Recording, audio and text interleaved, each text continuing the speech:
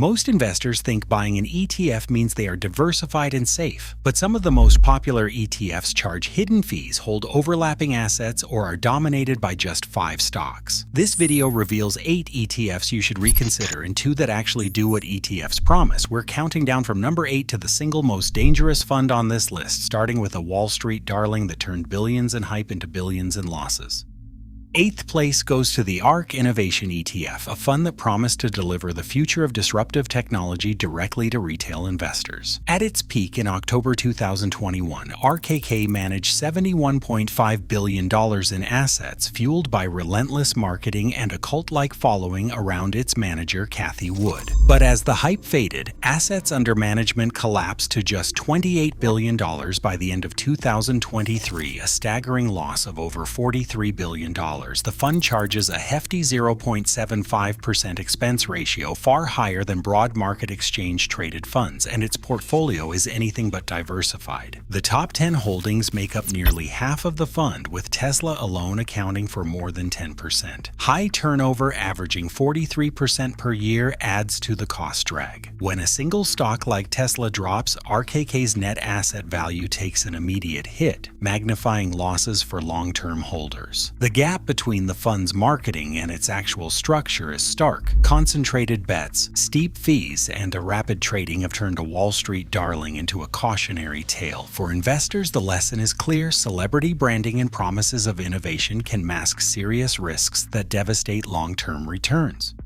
Number 7. ProShares Ultra S&P 500, better known as SSO, offers investors a promise that sounds almost irresistible. Double the daily return of the S&P 500, it says. But beneath that pitch lies a mathematical reality that most retail buyers never see. SSO resets its leverage every single day, which means the fund's long-term performance is shaped not just by the market's direction, but by the volatility along the way. Over 3 years, SSO delivered a striking 118% total return, outpacing the S&P 500 by 85%. Yet, during the market turmoil from 2022 to 2023, the fund's maximum drawdown reached a staggering negative 81.35%. The culprit is volatility decay, a compounding effect where daily swings erode returns, especially in choppy markets. Tracking error is another hidden cost, spiking above 2.5% in volatile months. The fund's expense ratio is 0.87%, far higher than that of traditional index ETFs. Regulators have taken notice. FINRA's regulatory notice 0931 explicitly warns that leveraged ETFs like SSO are unsuitable for long-term investors and require careful suitability checks.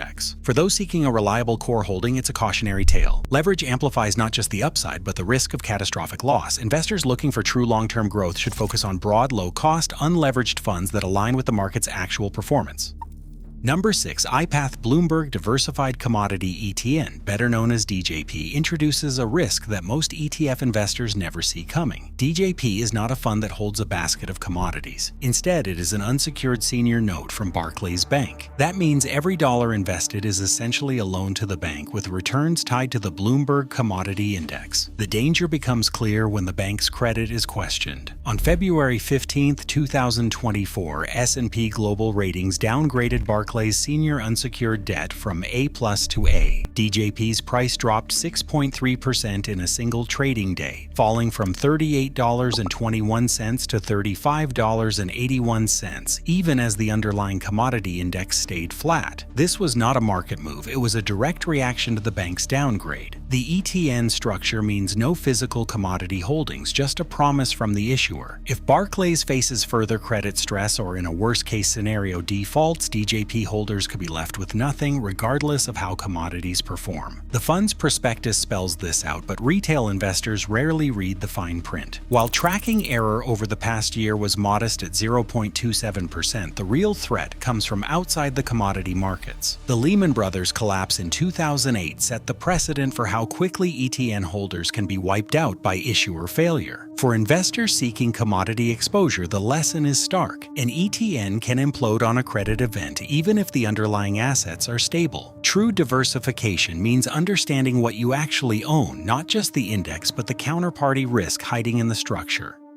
Number 5. The Global X SuperDividend ETF tempts income-seeking investors with headline yields that routinely approach 9%. But beneath the surface, this fund reveals a classic yield trap. High distributions mask steady capital erosion. SDIV tracks the sole-active Global SuperDividend Index, targeting the world's 100 highest-yielding stocks. The result is heavy exposure to distressed companies, especially in utilities and real estate, where payout ratios often exceed 80%.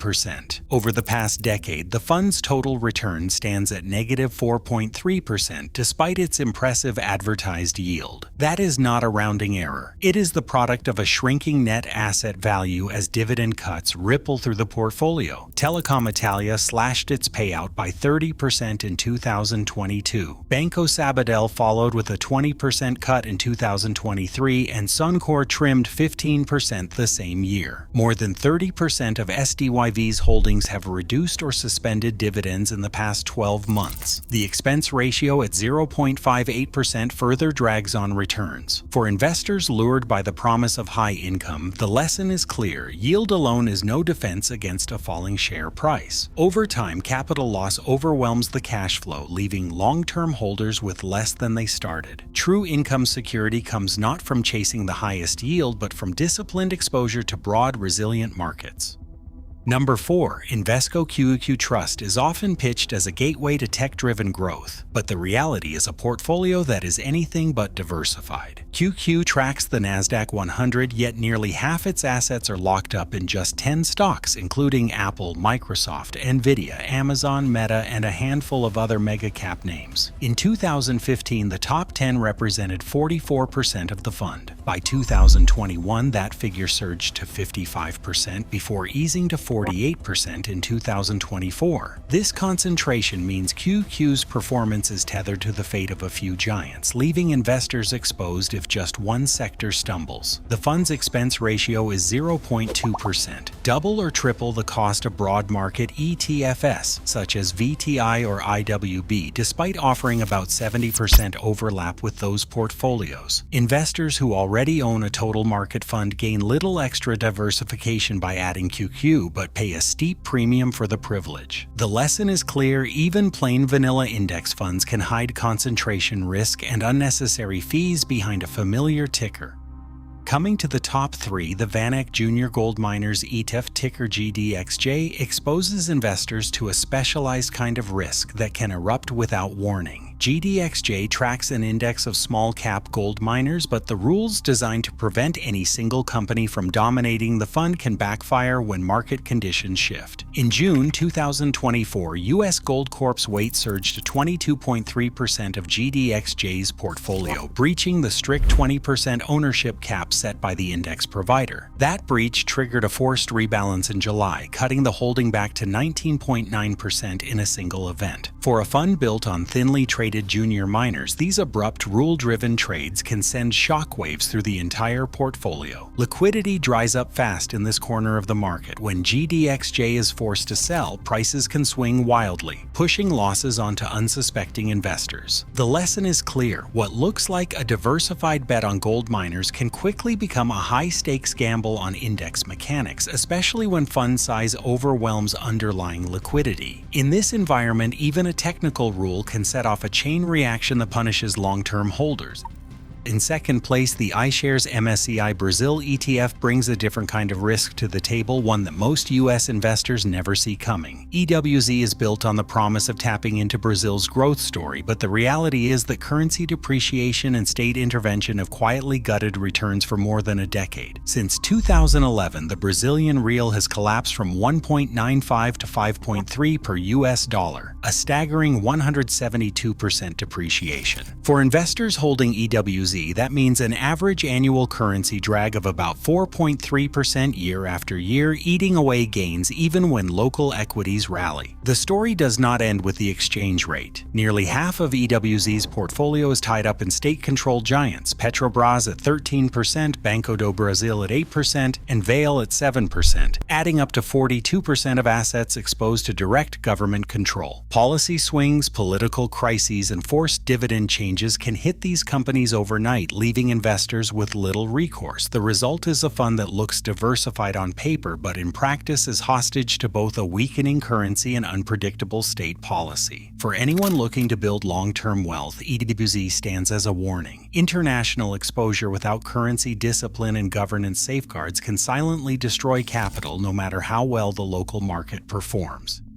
And finally, in first place, ProShares UltraShort S&P 500 stands as a stark warning about the dangers of inverse leveraged exchange-traded funds in the hands of retail investors. SPXS promises a triple inverse return on the S&P 500 each day, but that promise contains a mathematical trap. The fund resets daily, so compounding and volatility eat away at returns far faster than most investors realize. In 2023, while the S&P 500 gained 15%, SPXS plunged 31.8%. That outcome was not just disappointing but devastating for anyone holding on. The pain was even sharper mid-year, with a peak drawdown of 45% by June. This is not a rare event. It is built into the structure. Most retail investors hold these products for weeks, not hours, exposing themselves to volatility decay that can wipe out capital regardless of market direction. Forum after forum is filled with stories of investors who bought SPXS as a hedge only to watch their positions erode in a rising market. The lesson is clear. Inverse leveraged exchange-traded funds are not a shortcut to safety. They are a fast track to catastrophic loss for anyone who misunderstands their mechanics. For long-term investors, the only real protection is broad, low-cost diversification, not complex products that punish the uninformed.